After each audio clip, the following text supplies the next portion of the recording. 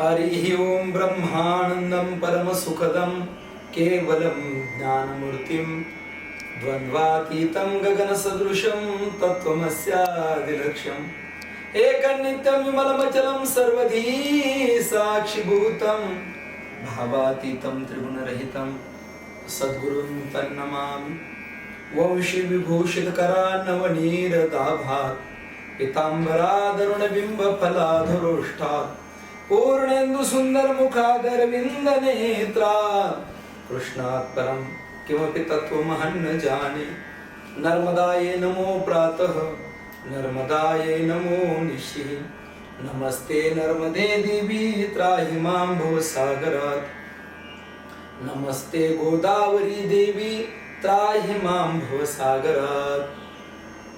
सज्जनो, आपल्या जीवनामध्ये साधना तरी कशासाठी करायची तर हे मानवी जीवन जे आहे ते आपल्याला जन्म मृत्यूच्या पलीकडे करणार आहे आणि जन्म मृत्यूच्या पलीकडे जात असताना काही स्थिती आपल्याला अंगीकृत करायची।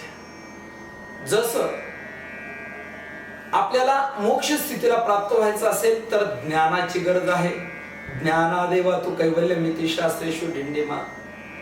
आणि असं ज्ञान जीवनामध्ये प्राप्त होणं, ते स्थिरावणं, याच्यासाठी विरक्ती लागते।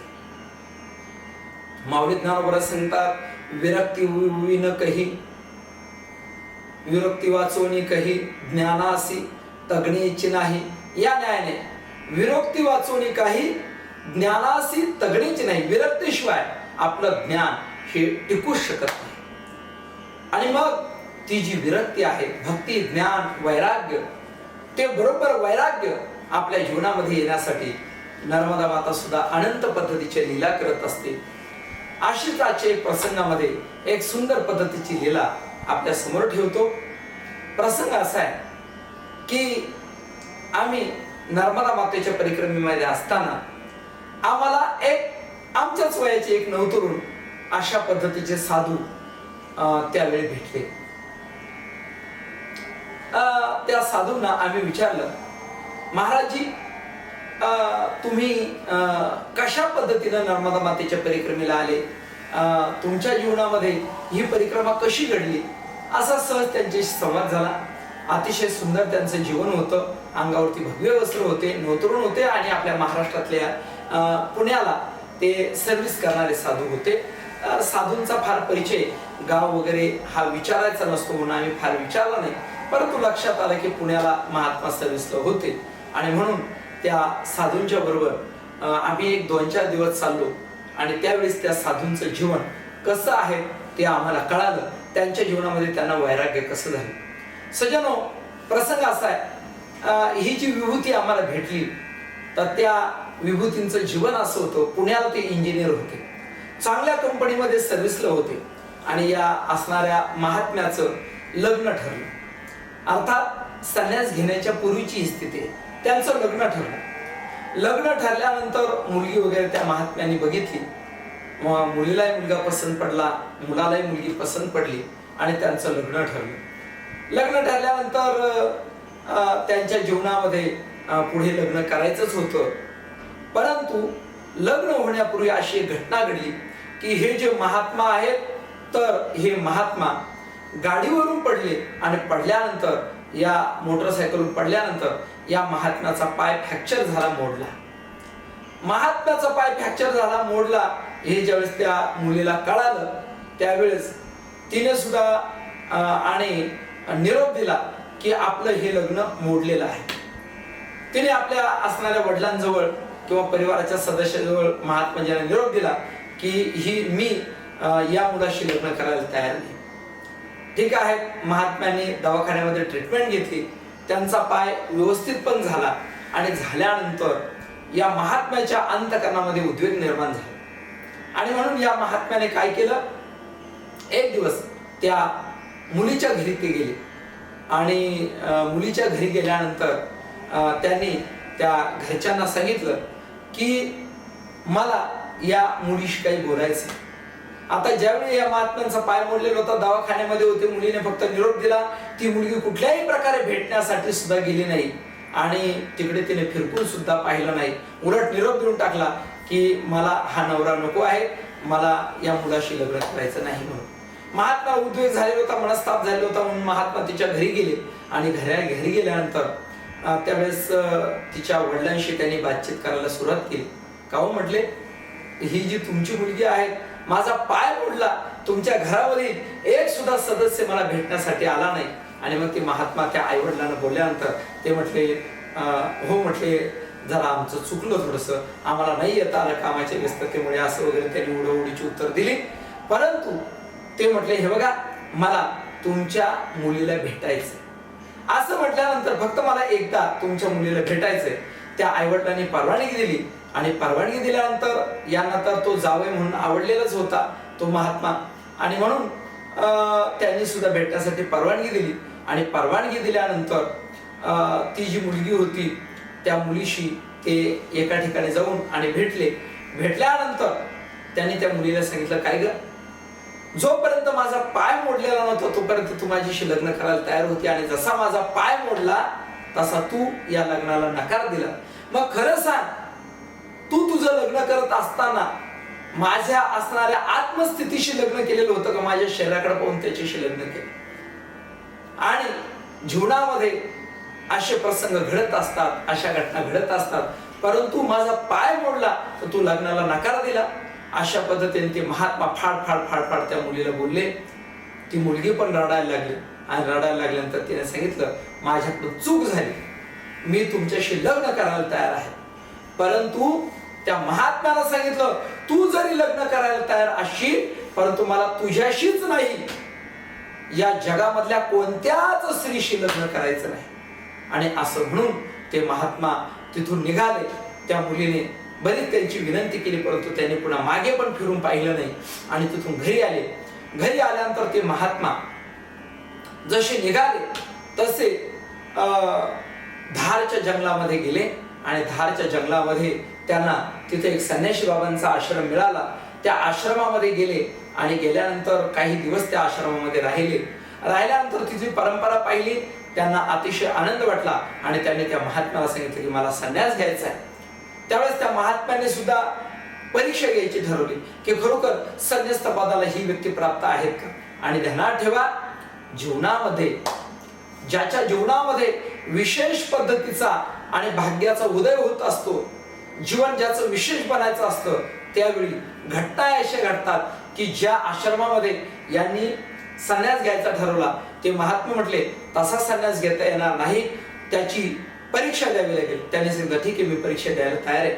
म्हणले, काय परीक्षा आहे? काय नाही, आम्ही तुझ्या सोबत तुझ्या घरी येतो. आणि घरी आल्यानंतर तू काय करायचं आहे तर तिथं आईकडे भिक्षा मागायची आणि सांगायचंय की मी आता कायमस्वरूपी घर सोडून चाललेलो आहे आणि मला संन्यास घ्यायचा. त्या महात्म्यानं ते मान्य केलं. आणि सगळे महात्मे तिथं त्यांचे जे जन्मगाव होतं त्या जन्मगावी गेले. आणि जन्मगावी गेल्यानंतर बरोबर हे घराच्या आतमध्ये पण गेले नाही. बऱ्याच दिवसापासून बाहेर गेलेला मुलगा, निरोप नव्हता, खबर नव्हती. आणि म्हणून हे तिथं गेल्यानंतर साधू सोबत होते म्हणून त्यांनी पाहिलं. कदाचित त्यांना वाटलं साधूने घेऊन हा आला असेल आपल्या घरी. आणि म्हणून त्यांनी आतमध्ये बोलवलं. पण यानं सांगितलं, नाही, मी आता आतमध्ये येणार नाही. तिथूनच सांगितलं, आई तू मला भिक्षा वाढ आणि मला काय करायचंय, संन्यास घ्यायचा आहे. आईने सांगितलं, बाबा, अरे तू एकुलता एक मुलगा आहे, असे कसं त्या ठिकाणी आम्ही तुला परवानगी देऊ? आम्ही तुला परवानगी देणार नाही. त्या साधूंना सुद्धा सांगितलं, म्हटले, महाराज, हे काय पाहतो आहे, आम्ही हा एकुलता एक आमचा मुलगा आहे, याला संन्यास कसा देता येईल? परंतु महात्म्यानं सांगितलं, आज तुम्ही काही जरी केलं तरी चालेल, मात्र मी संन्यास घेतल्याशिवाय राहणार नाही. शेवटी आईचा नाविलाज झाला. आईने त्या मुलाला रडत रडत भिक्षा वाढली. आणि तिथून त्या साधूंच्या समुदायामध्ये हे जे महात्मा आहेत पुन्हा त्या धारच्या जंगलामध्ये गेले. आणि धारच्या जंगलामध्ये गेल्यानंतर त्या महात्म्यांनी, म्हणजे ते जे गुरु होते, त्यांनी संन्यास दीक्षा यांना दिली. अंगावरती भगव वस्त्र आणि त्या भगव्या वस्त्राची दीक्षा यांना दिली. दिल्यानंतर त्या गुरुनी आदेश केला, जा, तू आता काय करायचंय, 3 वर्ष 3 महिने आणि 13 दिवसाची नर्मदा मातेची परिक्रमा करून यायचं. असं म्हटल्यानंतर या महात्म्याला सांगितलं, काहीच हरकत नाही, खऱ्या अर्थाने काय कसली परीक्षा होती बघा. आमच्यासारखा सामान्य माणूस जर असता तर आम्ही म्हटलो असतो 3 वर्ष 3 महिने 13 दिवसाची परिक्रमा, आपण म्हटलो असतो आम्हाला शक्य नाही. परंतु त्या महात्म्याने सुद्धा सांगितलं ठीक आहे, 3 वर्ष 3 महिने 13 दिवसानंतरच परिक्रमा पूर्ण करूनच मी पुन्हा या आश्रमात येईल. मग त्या महात्म्याने सांगितलं ठीक आहे, ही परिक्रमा पूर्ण केल्याशिवाय मात्र यायचं नाही. आणि असं म्हटल्यानंतर महात्मे सुद्धा कसे दयाळू असतात. त्या महात्म्याने काय केलं होतं, एक जो कटोरा होता तो कटोरा या असणाऱ्या साधूला, या नवतरुण संन्यासाला दिलेला होता आणि सांगितलं हा एवढा कटोरा एक सोबत ठेवायचा. सज्जनो, त्या कटोऱ्याचं असं वैशिष्ट्य आम्ही पाहिलं की त्या कालखंडामध्ये खाण्यासाठी आम्हाला दरात असायची, कधी कधी अर्धपोटी राहावं लागायचं. पण त्या महात्म्याचं आम्ही 2-4 दिवस सोबत चाललो पाहिलं तर त्या महात्म्याचा कटोरा कायमचा कुठल्या ना कुठल्या अन्नाने म्हणा किंवा फळाने भरलेला असायचा. ते महात्मा स्वतः ते फळं खायचे आणि इतरांना पण वाटायचे. हा चमत्कार आम्ही त्या महात्म्याच्या सानिध्यामध्ये पाहिला. असो प्रसंग असा झाला की ते जे महात्मे होते त्या महात्म्यांच्या सानिध्यामध्ये आणि आम्ही ज्यावेळेस चालत होतो, वाटचाल करत होतो, त्याच वेळेस आम्ही त्या महात्म्याला प्रश्न विचारला, काहू महाराज तुम्ही इकडं कसे आले? आणि मग त्यावेळी त्या महात्म्याने घडलेला हा संपूर्ण जो प्रसंग आहे तर तो प्रसंग आम्हाला विस्ताराने सांगितला. माझ्या जीवनामध्ये ही विरक्तता कशी आली, ही मी कशी माझ्या जीवनामध्ये अंगीकृत केली आणि माझ्यावरती सद्गुरूंची कृपा कशी झाली. बघा, त्या महात्म्याचं जीवन आम्ही पाहिलं. आमच्या सोबत ते चाललेले होते, पण अतिशय छोटासा प्रपंच म्हणण्यापेक्षा तेवढाच एक कटोरा, त्यांच्याकडे पूजा पाठाचं दुसरं काही साहित्य नाही आणि तेवढा एक असणारा तो कटोरा. आणि अशा अवस्थेमध्ये ते साधू काय व्हायचे, आमच्या सोबत चालायचे आणि त्यांच्याबरोबर 2-4 फक्त पुस्तकं होते. या साधूंच्या सोबत आम्ही चाललो. त्या साधूंच्या असणाऱ्या कृपेने 2-4 दिवस त्यांच्या कटोऱ्यामधले बरेच फळे आम्हाला खायला मिळाले. आणि ज्या वेळेस आम्ही नावेमधून चाललो होतो, नावेमधून जात असताना त्या नावेमध्ये सुद्धा त्या साधूंची विरक्तता सांगतो. त्या नावेमध्ये त्यांच्याकडे जे 2-4 ग्रंथ होते ते आम्हाला म्हटले, महाराजजी तुम्हाला हे ग्रंथ पाहिजे का? आता आमच्याकडेच असणारं साहित्य आम्हाला जड झालेलं होतं. आम्ही सांगितलं आम्हाला हे ग्रंथ नको म्हटल्यानंतर त्या साधूने काय केलं, आमच्या डोळ्या देखत ते असणारे जे ग्रंथ आहेत तर ते आमच्या डोळ्या देखत त्या समुद्रामध्ये सोडून दिले. म्हणजे आपल्या जवळचा तोय असणारा प्रपंच साधूने त्याचा पण त्याग केला. सज्जनो, खऱ्या अर्थाने या विरक्तीशिवाय आपल्या जीवनामध्ये ज्ञान टिकू शकत नाही. आणि म्हणून हे जे ज्ञान आहे हे ज्ञान आपल्याला प्राप्त व्हावं याच्यासाठी नर्मदा मैया वेगवेगळ्या पद्धतीने काय करत असते, जीवनामध्ये साधकांवरती कृपा करत असते. आणि म्हणून असे अनेक विरक्त सत्पुरुष आम्ही आमच्या जीवनामध्ये पाहिले. एक सत्पुरुषांचं उदाहरण सांगतो. त्यांचं नाव आहे संजय वेदांतजी. अर्थात वेदा नावाच्या संगमावरती हे संजय वेदांतजी साधना करत होते. लेपाच्या पुढे गेल्यानंतर खलघाटच्या अलीकडे अशा पद्धतीनं तो घाट पाहायला मिळतो. त्या घाटाचं नाव होतं वेदा संगम. या वेदा संगमावरती आम्ही गेलो आणि गेल्यानंतर संजय वेदांतजी जे होते त्यांनी काय केलेलं होतं, तिथं एक मोठा बंगला बांधलेला होता आणि जवळच परिक्रमावासियांसाठी सुद्धा निवास केलेला होता. मग परिक्रमावासी त्याच निवासामध्ये आपला निवास करायचे. तर आम्ही त्या वेदा संगमावरती गेलो. वेदा संगमावरती गेल्यानंतर संध्याकाळची वेळ होती आणि संध्याकाळच्या वेळी आम्ही स्नानासाठी गेलो. स्नान करून आलो. स्नान करून आल्यानंतर आम्ही त्या दिवसाचा मुक्काम केला. सुंदर पद्धतीची व्यवस्था महात्म्याने सगळ्यांची केलेली होती. दुसऱ्या दिवशी आम्हाला प्रस्थान करायचं होतं, पण संजय वेदांतजी कोण आहेत आणि त्यांचं दर्शन आम्हाला व्हावं म्हणून आम्ही वाटच पाहत होतो. नंतर संजय वेदांतजी महाराज जे आहेत सकाळचा त्यांचा दिनकर्म आटपून आणि बाहेर आले आणि बाहेर आल्यानंतर खुर्ची टाकून बसलेले. त्यावेळी आम्ही संजयजी महाराज वेदांतजी यांच्या सानिध्यामध्ये गेलो आणि गेल्यानंतर आमची नेहमीची सवयच होती की महात्म्याशी काही ना काही हितगुज करायचं. त्यांच्याकडे काय ज्ञान आहे ते ज्ञान सुद्धा काय करायचं तर आपण आत्मसात करायचे. मग तिथं गेल्यानंतर मी त्यांना प्रश्न विचारला, महाराज जी देखो आप यहाँ मैया के तट पर आकर इस बंगले में रहते तो आपके शरीर पर तो ये भगवी दीक्षा दीक्षा है, मतलब आपने ये भगवी वस्त्र पहने हुए और आप बंगले में रहते, असं मी त्यांना प्रश्न विचारला. त्यावेळेस ते हसले. हसल्यानंतर ते म्हटले, बघा महाराजजी, हे पहा, हा जो बंगला आहे तर हा बंगला मी काही त्या ठिकाणी कोणाकडून पैसे घेऊन बांधलेला नाही. तर या महात्म्याचं जीवन असं होतं, घरी यांच्या गडगंज शेती होती आणि या महात्म्याने काय केले, ती संपूर्ण शेती विकून टाकली. विकून टाकल्यानंतर त्याच पैशामधून इथं काही शेत खरेदी केलं मोठं आणि तिथंच एक बंगला बांधला आणि बंगल्याच्या शेजारी परिक्रमावासियांची व्यवस्था केली. असे असणारे महात्मे त्यांनी सांगितले, हे बघा, मी माझ्या जीवनामध्ये आचार धर्म जरूर पाळतो, परंतु पाळत असताना मी जीवनात बंधन कोणाचंही पाळत नाही. त्याने समोर आम्हाला कांदे लावलेले दाखवले, लसूण लावलेला दाखवला. त्याने सांगितले, बघा, मी कोणासाठी डुप्लिकेट रोल करत नाही. मग जर आपण आपल्या जीवनामध्ये जर डबल रोल करत असेल तर आपल्यासारखा दुसरा गांडूळ मांडुळ्याच्या जातीचा दुसरा कोणी नाही असं म्हणावं लागेल. मग मी माझ्या जीवनात ते म्हटले, डबल रोल करत नाही. हे बघा, तुम्हाला समोर इथं कांदा लसूण लावलेला दिसतो का? म्हटलं हो. ते म्हटले, हे बघा, ज्या दिवशी मला इच्छा होते की मला कांदा खायचा आहे, लसूण खायचा आहे, त्यावेळी मी सर्वांच्या समक्ष कांदा लसूण खातो, चोरून नाही आणि काहीच नाही. कारण मला कोणाचंही सर्टिफिकेट घ्यायचं नाही. माझी साधना कशी करायची मी माझ्या जीवनामध्ये ठरवलेली. मला कोणाचंही सर्टिफिकेट घ्यायचं नाही, परंतु माझी साधना मी माझ्या मस्तीत करत असतो. ते म्हटले, जर बंधनातच जर परमार्थ करायचा आहे तर गाढवात आणि आपल्यात फरक काय, असं त्या महात्म्याने सांगितलं. मग त्याने सांगितलं, बघा, गाढव सुद्धा असा असतो की तो गाढवाचा मालक काय करतो, त्याला बांधत असतो आणि आयुष्यभर ते गाढव सुद्धा मालकाच्या बंधनामध्ये राहतं.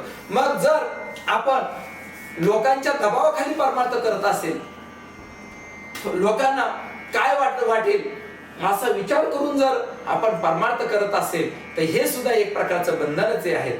आणि म्हणून जशी संतांनी व्याख्या केलेली, मुक्त कासया म्हणावे, बंधनाची नाही ठावे, या न्यायाने खऱ्या अर्थाने तोच मुक्त आहे की जो कुठल्याही प्रकारचं प्रकृतीचं बंधन मानत नाही, पण आपल्या जीवनामध्ये नियम सुद्धा सोडत नाही. ही बाबत अत्यंत महत्वाची. आता हे जे महात्मे हे सर्व संघ परित्याग करून सांसारिक जीवनामध्ये रमण्यापेक्षा या महात्म्याने काय केलं होतं, नर्मदा मातेचा जो किनारा आहे तो आपल्या जीवनामध्ये अंगीकृत केलेला होता.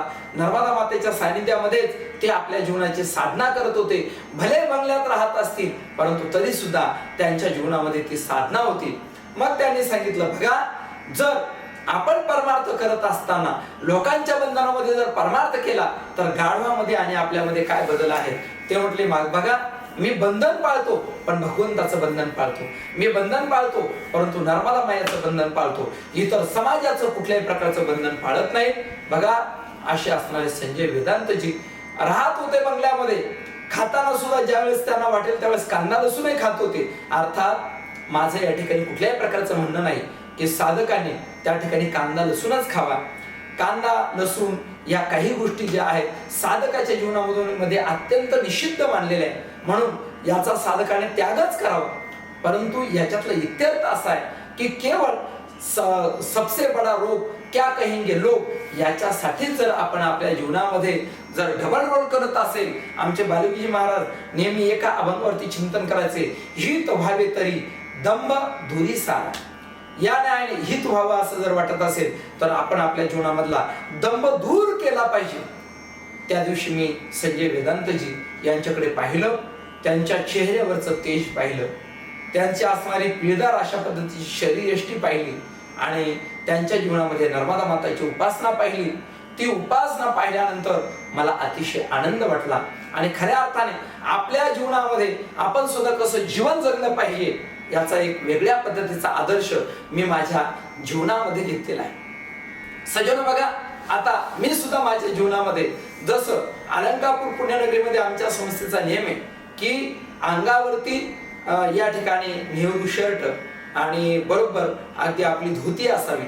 याच्यामध्ये संदीपान दादांनी एकदा सांगितलं होतं की धोती हे पंचकृच्छ आहे. पंचकृच्छ याचा अर्थ असा आहे की त्या ठिकाणी 5 ठिकाणी खोवण्याची त्याला पद्धत आहे. म्हणून सतत साधकाने काय केलं पाहिजे तर जे आळंदीचे साधक आहेत, तर त्यांनी आपल्या जीवनामध्ये धोती ही लावलीच पाहिजे, धोतर हे नेसलंच पाहिजे, हा आमच्या संस्थेचा नियम. आमचे जे महात्मे आहेत तर ते सतत कधी जरी गेलं तरी, वृद्ध महात्मे जरी असतील तरी ते धोतर नेसूनच आणि त्या ठिकाणी असतात. पण माझ्या जीवनामध्ये कधी कधी मी फक्त लुंगी गुंडाळत असतो. आता ती का, हे सुद्धा समजून घेण्याचा विषय.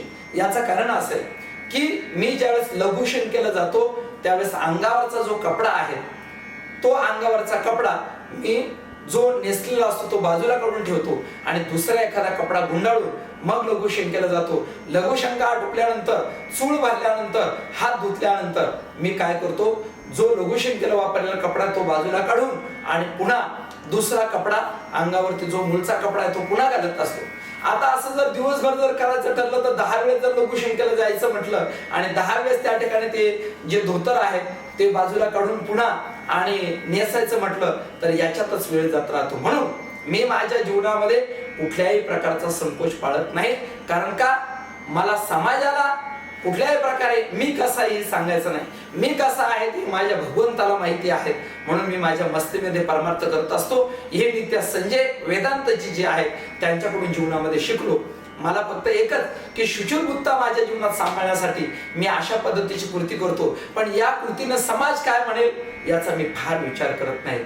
म्हणून सज्जनो, आपल्या जीवनामध्ये जे काही ज्ञान आपल्याला संपादन करायचंय, हे ज्ञान बरोबर अगदी थेंबे थेंबे तळे साचे या रीतीने आपल्याला हे ज्ञान आपल्या जीवनामध्ये संपादन करायचंय.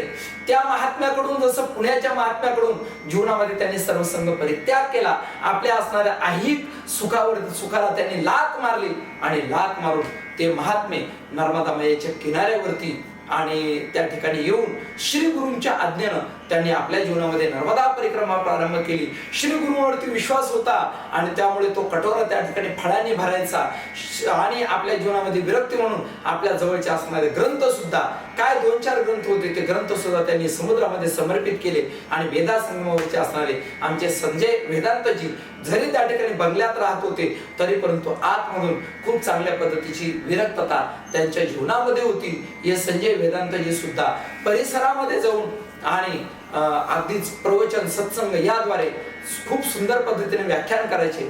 त्या प्रसंगामध्ये नर्मदा परिक्रमावासी जे होते, खऱ्या अर्थाने आम्ही पाहिलं की नर्मदा परिक्रमावासींची सुद्धा अतिशय सुंदर व्यवस्था या महात्म्याने त्यांच्या आश्रमामध्ये केलेली होती. त्यांचा असा नियम असायचा की या परिक्रमेच्या सेवेसाठी ते काय करायचे, 2-3 नवतरुणांना बोलून घ्यायचे.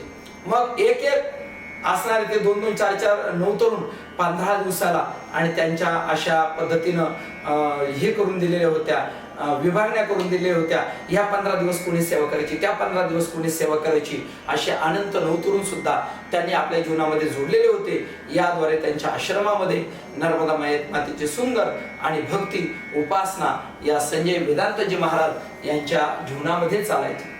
सज्जनो, याच बरोबर आम्हाला जे एक व्यक्तिमत्व खूप चांगल्या पद्धतीने भावलं, तर ते व्यक्तिमत्व आम्ही पाहिलं की त्यांच्या जीवनामध्ये अशा पद्धतीनं खडेश्वरी जी तपश्चर्या आहे, आता मी सियाराम बाबांची खडेश्वरी तपश्चर्या तुम्हाला सांगितली, परंतु आम्ही होशंगाबादच्या पाठीमागे त्यावेळी एक महात्मा खडेश्वरी तपश्चर्या करताना प्रत्यक्षात पाहिले. तर साधारणतः होशंगाबादच्या पाठीमागे 50 किलोमीटरच्या अंतरावरती नर्मदा मैयापासून पण थोडस दूर अंतरावरती त्यांनी कुटिया बांधलेली होती आणि त्या कुटियामध्ये एक 10-5 साधक पण राहत होते. अशा स्थितीमध्ये ते महात्मा त्यांनी 12 वर्ष खडेश्वरी तपश्चर्या करण्याचं अनुष्ठान घेतलेलं होतं.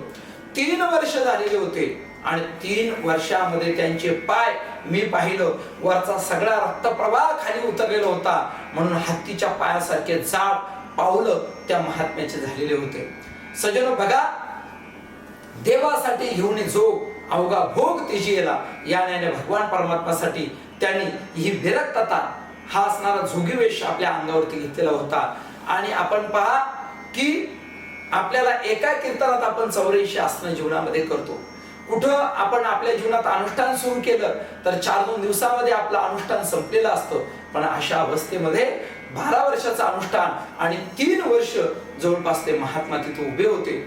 असे विरक्त सत्पुरुष जे आहेत यांच्या जीवनामध्ये हठयोगाची साधना, हठयोग याचा अर्थ की जेणेकरून भगवान परमात्म्याशी जोडत असताना, योग म्हणजे जोडणे, जोडत असताना हट्टी वृत्ती आपल्या जीवनामध्ये धारण करायची.